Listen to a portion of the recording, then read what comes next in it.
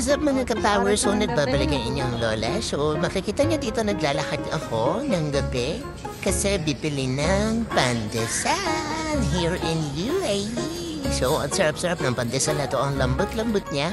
And 50 fils lang siya per piece. So, ito, nag-fried ako ng egg para may palaman doon sa ating pandesal. So, ayan, nilagyan ko siya ng konting cream cheese at saka yung egg palaman sa ating pandesal. So, after that, bumili ng talong sa may Westzone and magtutorta tayong talong since madami akong nabili ni Itlog last time, di ba?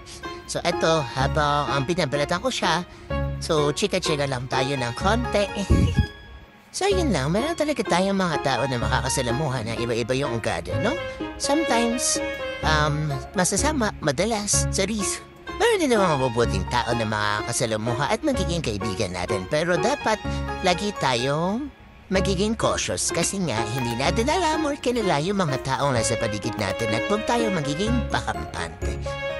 Lalo na dito sa ibang bansa, kapwa Pilipino natin sila mismo ang minsan sisira pa sa atin. So yun, dapat lagi lang tayo mag-ingat. Yan ang lagi paalala sa akin ng mga namimit ko dito sa Dubai. So after nun, yan na, niluto ko na yung ating torta, talong. And ininit ko din pala yung ating chop suey na 3 araw na nasa ref. Pero pwede pa naman siya, kainin na lang natin. So ayan ang ating breakfast and lunch, chop suey and talong. Yun lamang. And please like and subscribe. See you on my next vlog. Bye-bye. Thank you.